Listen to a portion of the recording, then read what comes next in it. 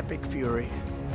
Targeting the world. இந்த நேரத்தில் operation Epic பியூரி பற்றி நான் பேச விரும்புகிறேன். அது உண்மையில் அமெரிக்கா யார் என்பதை காட்டியுள்ளது. இதனூடாக முன்னெடுக்கப்பட்ட போரில் ஈரானிய ஆட்சியை நாம் அழித்தோம்.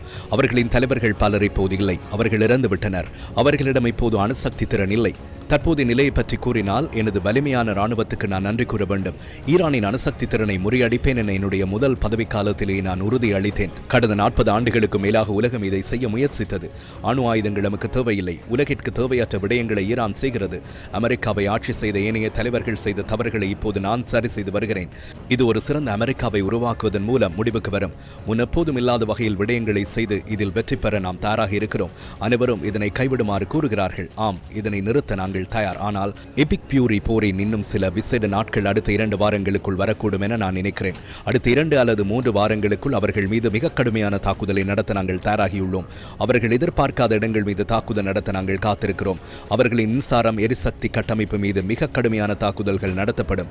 ஈரானால் மீண்டும் தலை தூக்க முடியாது. அவர்களின் ஆட்சி மாற்றத்தை நான் விரும்பவில்லை. ஆனாலும் அது இப்போது நடந்துவிட்டது. எனது ராணுவம் எதிர்வரும் காலங்களில் மிக கொடூரமாக தாக்க தயாராக உள்ளது. ஒரே நேரத்தில் அவர்களின் மின்சாரம் மற்றும் எரிசக்தி நிலையங்கள் மீது தாக்குதல் நடத்த நான் தயாராக இருக்கிறேன். 1 மற்றும் 2 உலகப் போர்கள் பல ஆண்டுகள் நீடித்தன. ஆனால் நமக்கு அவ்வாறு தேவையில்லை. நம்மிடம் பலம் வாய்ந்த ராணுவமும் போர் திறனும் உள்ளன. 32 நாட்கள் கடந்த நிலையில் நாம் பெரும் சாதனைகளை படைத்துள்ளோம். அவர்கள் இன்னும் பேச்சுவார்த்தைக்கு வரவில்லை. எனவே இந்த போரின் மூலம் அவர்களின் உட்கட்டமைப்புகளை முழுமையாக அளிப்பதற்கு நாங்கள் தயாராக இருக்கிறோம். இது விரைவில் நிறைவடையும். இது முழு உலகிற்கும் ஒரு வெற்றியாக அமையும். அனைத்து அமெரிக்கர்களுக்கும் இதற்கு தயாராக இருக்கும் அனைவருக்கும் எனது வாழ்த்துக்கள். நாம் இதில் வெற்றி பெறுவோம். இதேவேளை ஜனாதிபதி டிரம்பின் ராணுவ நடவடிக்கைகள் தொடர்பில் கருத்து தெரிவித்த அமெரிக்க ராஜாங்க செயலாளர் மார்க்கோ ரூபியோ ஈரானுக்கு எதிரான இந்த போர் தீர்க்கமான முறையில் முடிவுக்கு வரும் என குறிப்பிட்டார்.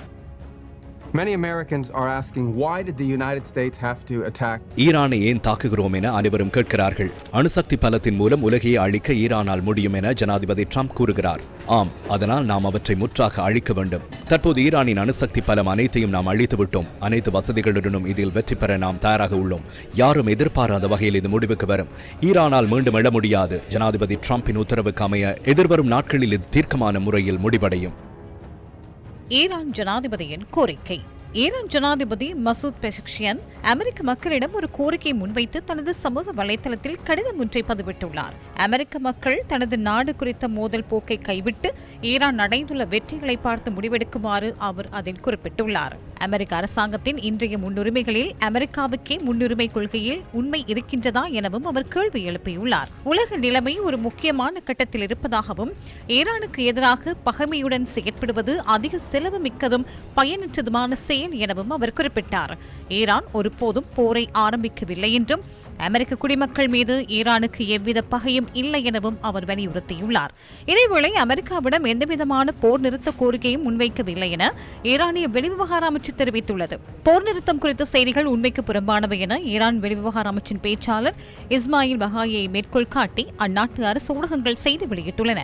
எனினும் ஈரானின் புதிய ஜனாதிபதி போர் நிறுத்தம் கோரியுள்ளதாக ஜனாதிபதி ட்ரம்ப் தனது ட்ரூத் சமூக வலைதளத்தில் பதிவிட்டிருந்தார். ஆனால் ஈரான் ஹோர்முஸ் நீரிணையை முழுமையாக கப்பல் போக்குவரத்திற்கு திறந்த பின்னரே அது தொடர்பில் பரிசீலிக்கப்படும் எனவும் ட்ரம்ப் கூறியுள்ளார். ஹோர்முஸ் நீரிணையின் நிலைமை.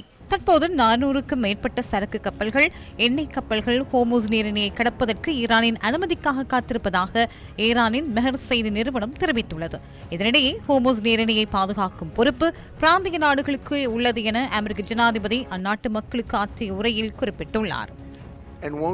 நமக்கு ஹோர்முஸ் தேவையில்லை. ஆனால் அது ஒரு பெரிய பெருமதிமிக்க பகுதி. அதை பாதுகாப்பது குறித்த பிராந்திய நாடுகளின் பொறுப்பாகும். அதனை பாதுகாப்பதன் மூலம் பல பிரச்சனைகளுக்கு தீர்வு காணலாம். ஆனால் ஈரான் அங்கு செய்வதை நாம் அங்கீகரிக்கவில்லை. நாம் எமது பொருளாதாரத்தை வலுப்படுத்தியுள்ளோம். எனவே ஏனைய நாடுகள் அதனை பாதுகாக்க வேண்டும். எங்களிடம் எண்ணெய் உள்ளது, போதுமான அளவு உள்ளது. எங்களிடம் வெனிசுவேலாவில் உள்ள எண்ணெய் உள்ளது. ட்ரம்ப் நிர்வாகத்தின் கொள்கைகளால் சவுதி அரேபியா மற்றும் ரஷ்யா ஒன்றிணைந்து எண்ணெய் எரிவாயுவை உற்பத்தி செய்தன.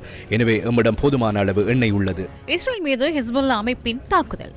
லெபனானில் இயங்கும் ஹிஸ்புல்லா ஆயுதக்குழு இஸ்ரேலிய இலக்குகள் மீது இன்று காலை நடத்திய தமது முதல்கட்ட தாக்குதல்கள் குறித்த அறிவிப்பை வெளியிட்டுள்ளது. லெபனான் எல்லையில் நிலவும் பதற்றமான சூழலுக்கு மத்தியில் தெற்கு லெபனானின் ஐனாடா நகருக்குள் நுழைந்த இஸ்ரேலிய ராணுவ குழுக்களை இலக்கு வைத்து தாக்குதல் மேற்கொண்டதாக ஹிஸ்புல்லா அமைப்பு தெரிவித்துள்ளது. பிரித்தானியாவின் பதில். பிரித்தானிய வெளிவிவகார அமைச்சர் ஈவன் கூப்பர் 35 நாடுகளின் பங்கேற்புடன் ஒரு சிறப்பு இணையவழி கூட்டத்தை இன்று நடத்தவுள்ளார்.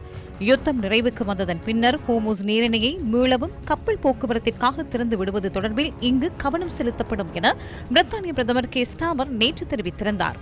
ஹோர்முஸ் நீரிணை ஊடாக கப்பல்கள் பாதுகாப்பாக பயணிப்பதை உறுதி செய்வதற்காக தேவையான முயற்சிகளில் பங்களிக்க தயாராக உள்ளதாக தெரிவித்து அண்மையில் பல நாடுகள் பிரகடனம் ஒன்றில் கையெழுத்திட்டன. France, Germany, Italy, Japan, Netherlands ஆகிய நாடுகளும் இதில் பங்கேற்கும் என பிரித்தானிய பிரதமர் குறிப்பிட்டுள்ளார்.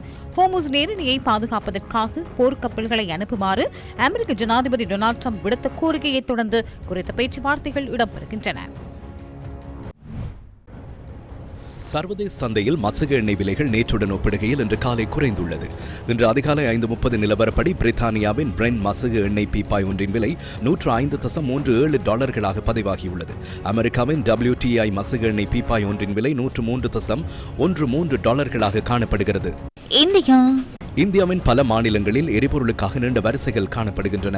பீகார் மாநிலம் கடுமையான எரிபொருள் நெருக்கடி எதிர்நோக்கியுள்ளதாக மாநிலத்தின் தலைமைச் செயலாளர் பிரத்யாயா அம்ரித் ஒரு கூட்டத்தில் தெரிவித்துள்ளார்.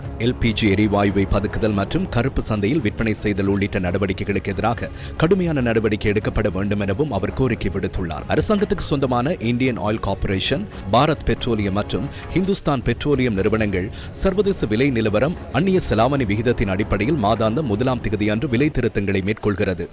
பிலிப்பைன்ஸ் மத்திய கிழக்கில் நிலவும் போர் மோதல்களால் பிலிப்பைன்ஸ் ஜனாதிபதி பெர்டினாண்ட் மார்கோஸ் நாட்டில் தேசிய எரிசக்தி அவசர நிலையை பிரகடனப்படுத்தியுள்ளதுடன் தற்போதுள்ள எண்ணெய் கையிருப்புகளை பாதுகாப்பதற்கான நடவடிக்கைகளை மேற்கொண்டு வருவதாகவும் அவர் தெரிவித்துள்ளார். அரசாங்கம் தற்போது எண்ணெய் பீப்பாய்களை கொள்வனவு செய்வதற்கான நடவடிக்கைகளை முன்னெடுத்து வருவதாக தொலைக்காட்சி உரையொன்றில் மார்கோஸ் தெரிவித்துள்ளார். இதற்கமைய தற்போது நாட்டில் 45 நாட்களுக்கு போதுமான எரிபொருள் கையிருப்பில் உள்ளதாக ஜனாதிபதி மேலும் குறிப்பிட்டுள்ளார்.